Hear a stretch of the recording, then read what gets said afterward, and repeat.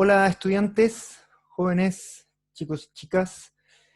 Les he preparado este primer video introductorio a lo que es el curso de Estética y Cultura Contemporánea, para que lo revisen en el horario de clase ahora.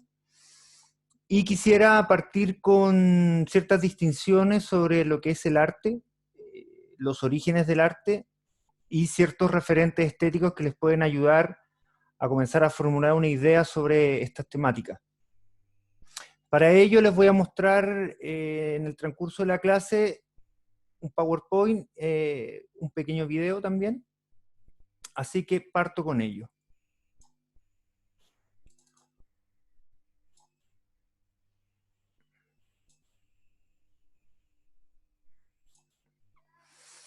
Ya, estimados, miren, la clase de hoy trata sobre, como le había comentado, los orígenes del arte, y en este caso vamos a adentrarnos en dos lecturas que se los voy a compartir, que son dos textos fundamentales para entender los orígenes del arte. Y en este caso, en primera instancia, el libro Vida y Muerte de la Imagen, Historia de la Mirada en Occidente, de Regis Debray. Y el segundo texto, Antropología de la Imagen, de Hans Welting. Ambos autores plantean la hipótesis de que los orígenes del arte se encuentran enraizados en el culto a los muertos. Esta hipótesis se formula principalmente a través del estudio de la historia del arte y las culturas primitivas, donde la hipótesis que ellos plantean describe al arte donde sus orígenes estaba asociado principalmente a lo que es el culto a los muertos. ¿Qué significa esto? Que en un principio no existía arte, que las técnicas de representación y producción de imágenes, sea la escultura, sea la pintura, etcétera, estaban dominadas por la relación entre la representación y el culto a los muertos. Además, manifiestan ambos autores que es una vez que este culto de los muertos sale del lugar religioso y sacro, aparecen y se crean todas las técnicas de representación que conocemos. ¿Ya? Este enunciado es fundamental, lo que les puede dar muchas luces sobre entender vuestra disciplina creativa, ya que instala problemáticas que son fundamentales desde el punto de vista de la definición de arte y también la definición de estética, que bueno, la vamos a ver la próxima semana, pero este es un comienzo. Para ello, quisiera mostrarles esta pintura que narra sobre el mito de Butades. ¿Okay? Este mito de Butades se asocia con los orígenes del dibujo y los orígenes de la escultura. Como todo mito, trata de explicar el fenómeno, o trata de explicar el fenómeno de la pintura, el trazo y el dibujo. Si ven la imagen, atención, nosotros podemos ver una lámpara que emite una radiación de luz, vemos a la que le llaman la Dama de Corinto, este mito también le llaman el mito de Butades o la Dama de Corinto, que se está joven, vemos a su pareja, que la abraza en un acto de amor, y posteriormente vemos la superficie de la pared donde ella está trazando su silueta. El mito cuenta lo siguiente, que ella, enamorada de su joven, un día antes de que él vaya a la guerra, genera este dibujo generando una representación de él. Obviamente, como todos los mitos griegos antiguos, ese amante muere en la guerra, por tanto ella, la Dama de Corinto, con ayuda de su padre, que es Butades, de ahí también viene el concepto dibujo, dibutades, le ayuda a generar una escultura mediante el trazado de la imagen. En la antigüedad, estas esculturas se llamaban colosos. Los colosos son esculturas que tratan de llevar a la inmortalidad, sobre todo a la gente que ya ha fenecido. Es interesante esta pintura como forma de representación de esta problemática, en donde el arte, en este caso, y las primeras técnicas de producción de imágenes, está asociada principalmente a la muerte de nuestros seres queridos. ¿Qué nos insiste y qué nos demuestra esta imagen? Por un lado, lo que yo les propongo ahí, que es la paradoja de la imagen. Por un lado, es una imagen que busca y se instala en el concepto paradojal de presencia-ausencia. Esta mujer, frente a la pérdida, frente a la ausencia de su ser querido, produce, mediante el arte, una representación. Por eso, la insistencia en el culto a los muertos, en el sentido de que las técnicas de representación involucran, de alguna forma u otra, esta paradoja entre presencia y ausencia. ¿Ok? Por otro lado, también existe otra paradoja con las técnicas de representación que tiene que ver con la paradoja del pasado-presente. ¿Qué significa eso? Que supongamos cuando vemos una fotografía, en este caso, es una fotografía de un pasado que está en un presente.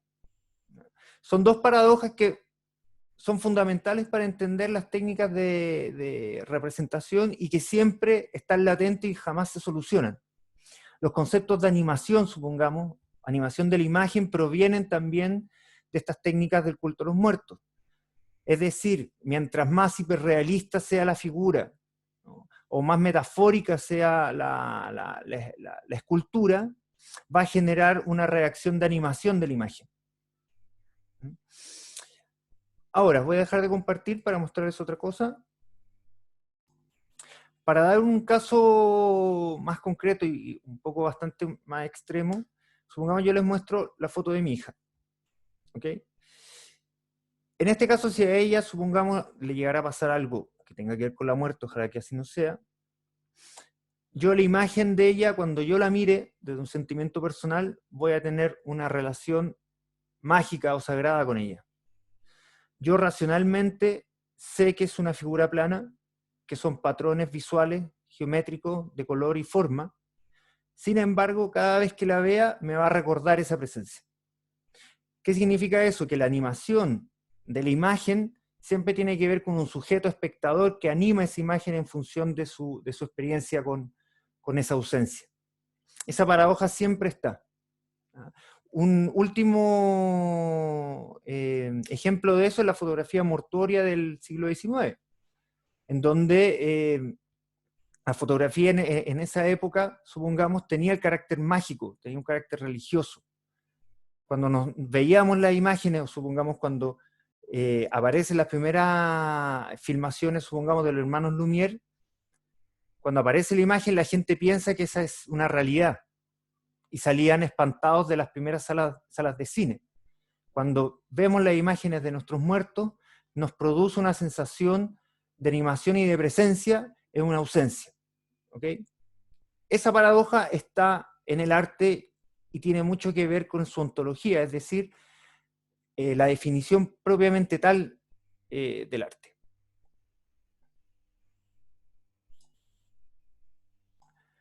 Respecto al mito, les voy a leer el mito en sí. Dice, de Plinio el Viejo: hemos hablado bastante, demasiado quizás, sobre la pintura. Pasemos a la plástica. La primera obra de este tipo la hizo en arcilla el alfarero Butades, de Sición, en Corinto, sobre una idea de su hija, enamorada de un joven que iba a dejar la ciudad. La muchacha fijó con línea los contornos del perfil de su amante sobre la pared a la luz de una vela. Su padre aplicó después arcilla sobre el dibujo, al que dotó de relieve, y hizo endurecer al fuego esta arcilla con otras piezas de alfarería. Se dice que este primer relieve se conservó en Corinto, en el templo de las ninfas. Para continuar con la explicación, y entender esta pintura que nos introduce en el origen, quisiera pasar a describir tres tipos de imagen. Estos tres tipos de imagen corresponden a lo que plantea la semiótica, que es la ciencia que estudia las imágenes. En primera instancia, podemos hablar de la imagen de tipo index, en segunda instancia, la imagen de tipo icono, y en tercera instancia, la imagen de tipo símbolo. Cuando hablamos de huella o de index, como pone en el PowerPoint, tiene que ver con huella o contacto físico, y además sin semejanza. ¿A qué se refiere esto? Como vimos en la imagen anterior, existe la luz, existe un referente que tiene un contacto con esa pared y existe la representación. Es muy similar a la imagen fotográfica, es decir, existe la luz que viaja, se mete a través del lente y genera una huella luminosa en una superficie fotosensible. Cuando se habla de teoría de la imagen, y sobre todo relacionado a la fotografía o el cine, siempre se habla también del concepto de index. Es decir, la realidad deja una huella en estos soportes en donde uno podría decir de alguna manera que esa realidad objetivamente se incrusta en esta superficie que después nos permite visualizar la imagen. Para dar un ejemplo más básico, está la anécdota de Robinson Crusoe. Robinson Crusoe, que está solo en la isla, en algún momento en su soledad pasa por la playa y ve una huella, ¿okay? Una huella abstracta de un zapato, etc. Y a partir de eso, él inmediatamente se da por entendido de que ha llegado gente a la isla. La pregunta es, ¿esa huella tiene una relación de semejanza con ese referente? Si racionalizamos la pregunta, podríamos decir que no se parece al marinero. Sin embargo, ese marinero deja una huella abstracta en el piso. ¿Okay? Cuando nosotros pensamos en el índex, siempre hay una relación de contacto físico, pero no necesariamente de semejanza, como es en el caso de Dibutades, o sea, del mito de Dibutades. Para dar otro ejemplo, cuando nosotros vemos una humo bien lejos de acá, nosotros inmediatamente podemos también racionalizar y entender que hay una hoguera o que hay un fuego. ¿El humo se parece al fuego o a la hoguera? No. Pero nosotros sabemos que esa imagen de humo representa de alguna forma u otra la hoguera. Para dar otro ejemplo sobre esto, les muestro el trabajo de John Foncuberta que se llama Zoografías. Él siempre trata de mostrarnos estas paradojas también de la imagen.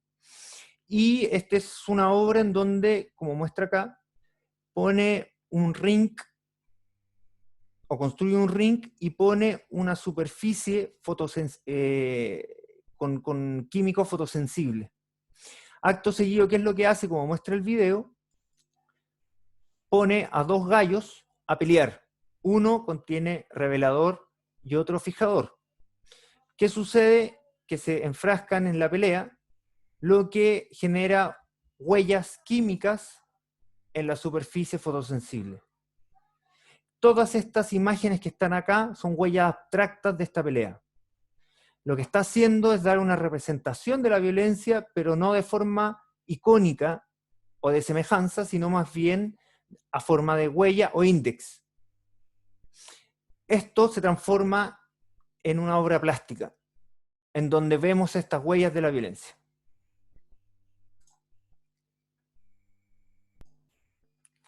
Para continuar con la reflexión sobre este trabajo, les leo lo que él plantea.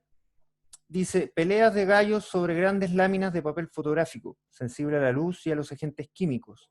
Un gallo es mojado en revelador, su adversario en fijador. Cada vez que por lances del combate hay contacto con la superficie del papel, se producen manchas de distintos tonos, oscuras o claras, caligrafía de la lucha, paisaje después de la batalla, rastros de la confrontación, registro físico turbador, redime la estética del horror, documento hermético que evoca los trazos de un alfabeto indescifrable, un lenguaje misterioso y secreto.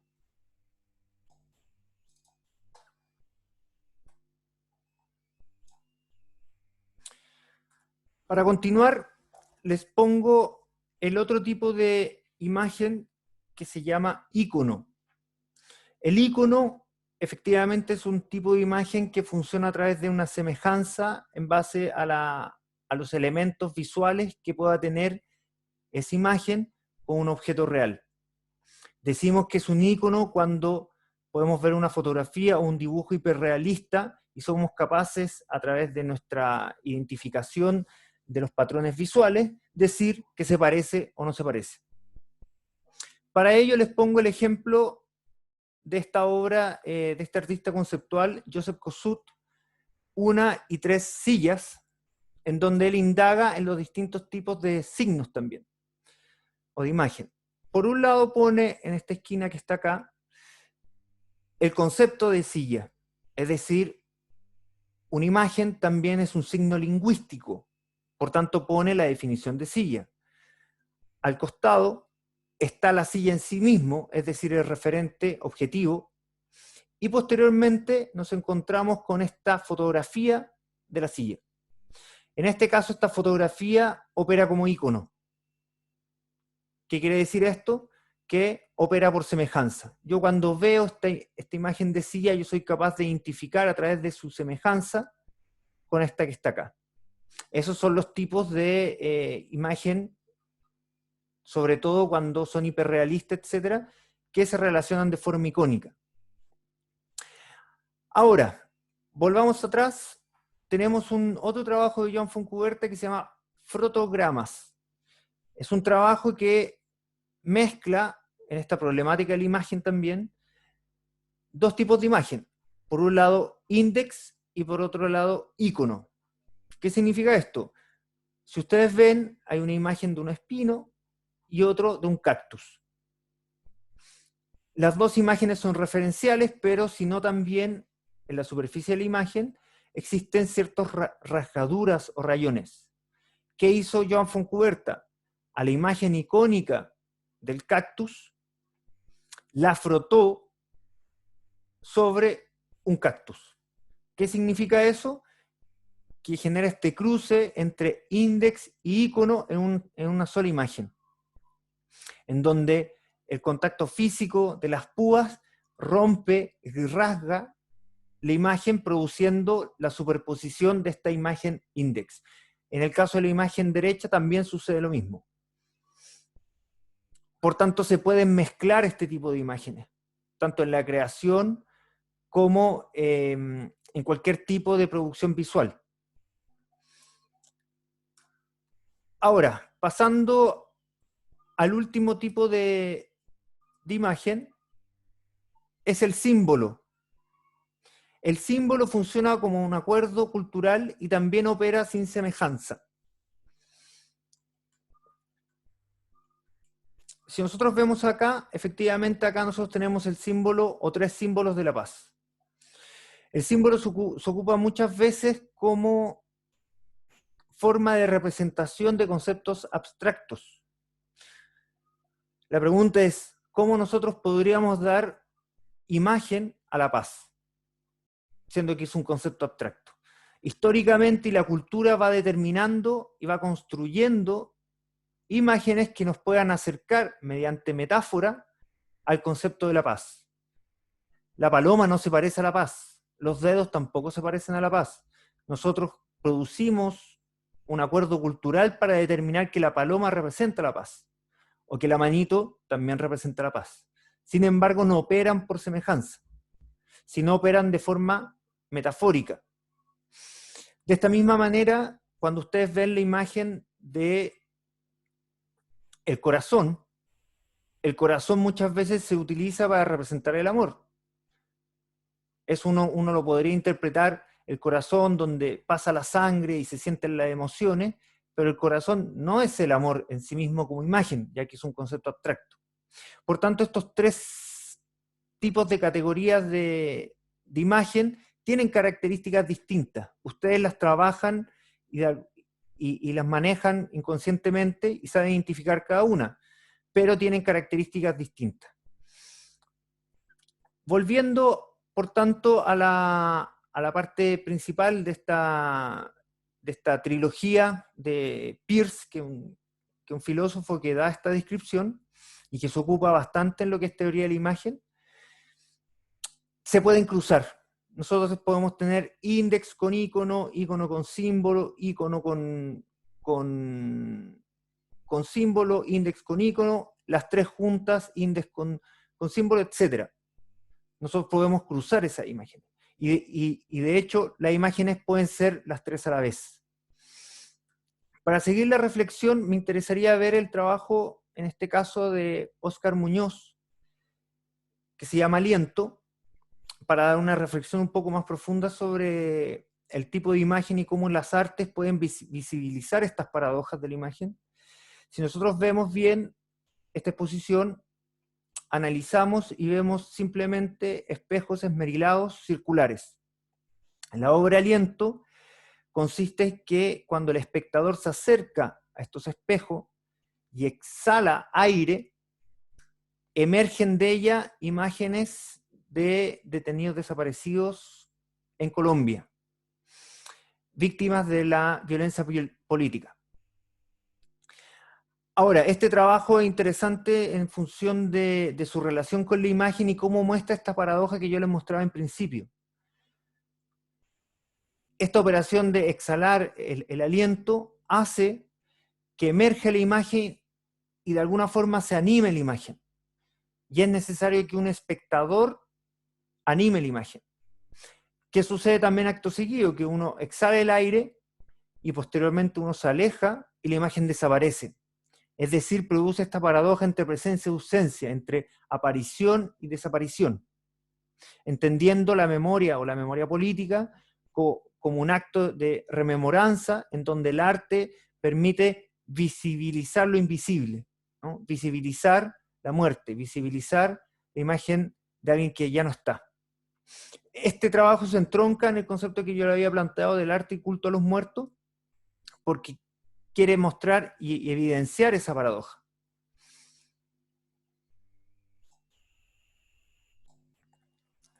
Miren, para profundizar un poco en este autor, que es muy interesante, que es colombiano, les voy a mostrar un videíto sobre ciertas lógicas y los intereses que el autor manifiesta sobre su obra.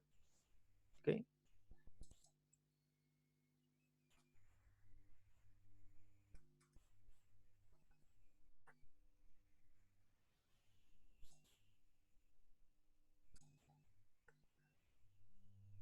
Atención. Las retrospectivas se organizan de manera cronológica para que el público pueda ver el desarrollo del trabajo de un artista.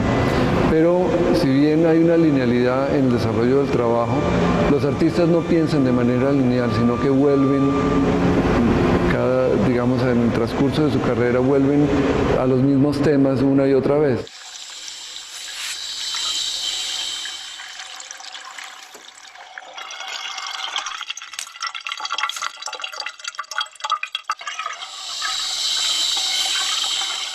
Y el concepto de la protografía y de lo protofotográfico es un concepto que casi es acuñado por José Roca para plantear, digamos, una reflexión sobre los tiempos de la fotografía, sobre la imagen inestable, sobre cómo se puede congelar una imagen y cómo la obra de Óscar Muñoz no está en pensar el momento fotográfico en sí, sino es ese momento en flujo, ese momento previo a lo fotográfico o posterior a lo fotográfico.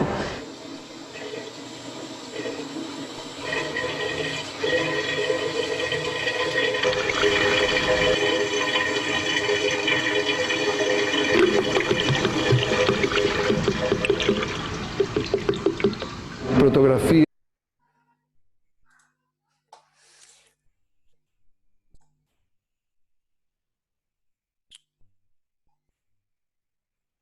Bueno, como planteaba el video, lo más importante es entender que los artistas muchas veces tienen ciertas obsesiones y todos sus trabajos son respecto a esas obsesiones. En este caso, Oscar Muñoz, como plantea, tiene esa obsesión por, como dice la curadora, la imagen inestable, la aparición y desaparición de la imagen. Y muchos de sus trabajos siempre se insertan en mostrar esa paradoja de la imagen, en donde la presencia y ausencia se visibilizan a través de ciertas operaciones creativas. Por eso es importante este autor que nos entronca y nos señala esta relación primigenia con el culto a los muertos y los orígenes del arte.